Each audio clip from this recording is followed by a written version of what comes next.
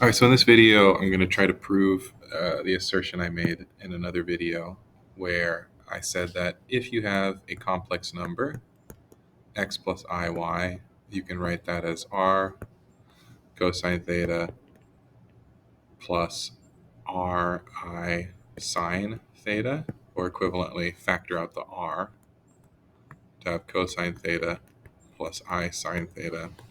And what I stated is that if you raise this to the nth power,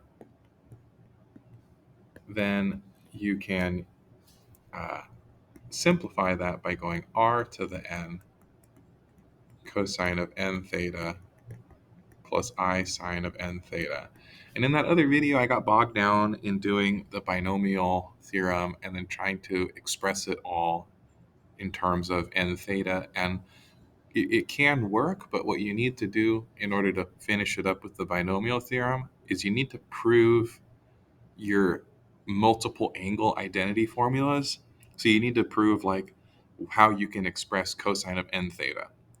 And I didn't have that off the top of my head, so I just decided to kind of hand wave and move on because I don't remember how cosine of n theta expands. I could do cosine of 2 theta, but I don't remember what the general form is.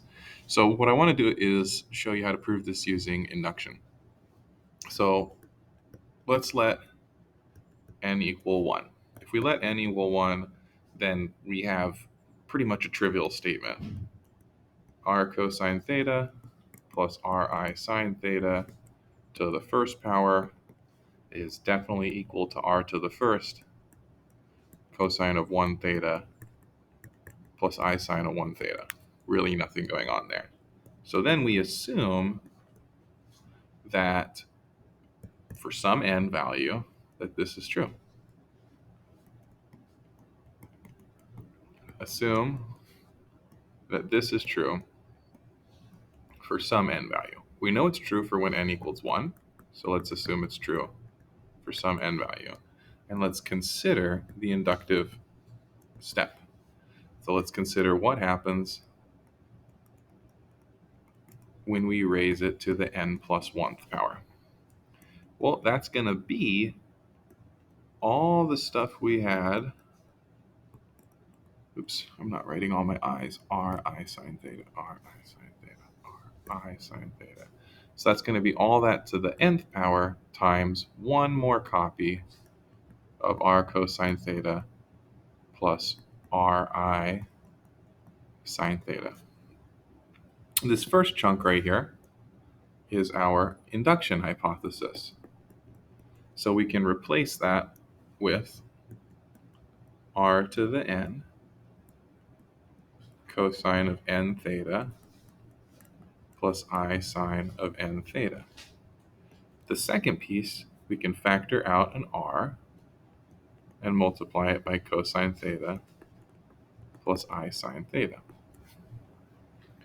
Gathering the r's together leads us to the first part of what we want, r to the n plus 1, and then multiplying out the other pieces will get us what we want for the other part. So cosine times cosine, cosine times sine, sine times cosine, sine times sine. So we'll get 4 pieces here.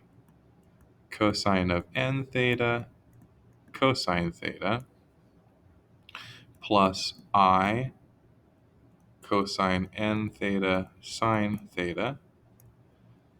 Then I have minus sine of n theta, sine of theta. Where did I get the minus from? I got that because I did I times I here.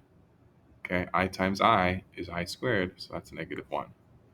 And then plus I sine n theta, cosine theta. Okay, so you can see those 4 pieces showing up just from doing our normal FOIL. Now, what you need to remember at this step is our angle addition formulas for cosine and sine. If I did cosine of a plus b, I get cosine a cosine b minus sine a sine b. And if I did sine of a plus b, I get cosine a sine b plus cosine b sine a. So if I look here, I've got a, b, a, b, a, b, a, b.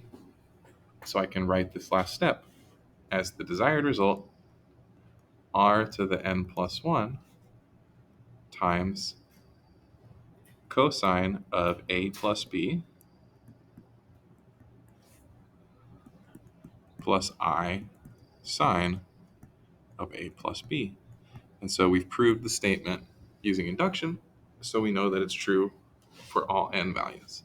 And what this allows you to do is quickly determine what any power of a complex number is.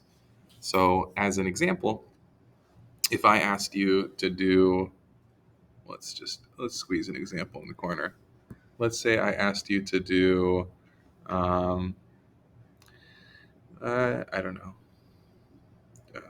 square root of 2 over 2 plus square root of 2 over 2i raised to the 17th power.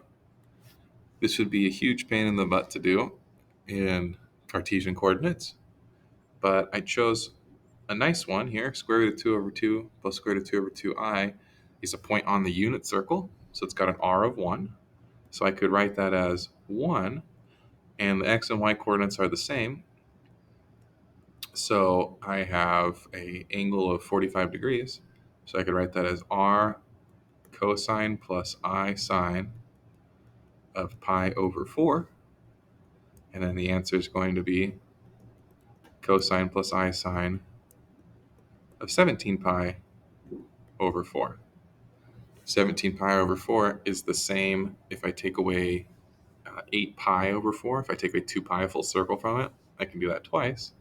Is the same as CIS of pi over 4, which means I get my same answer as I started with, root 2 over 2 plus root 2 over 2i. So it's much quicker to do those sorts of problems now that you have this formula in hand. And this is called de Moivre's theorem. So let me know if you have any questions about the induction proof.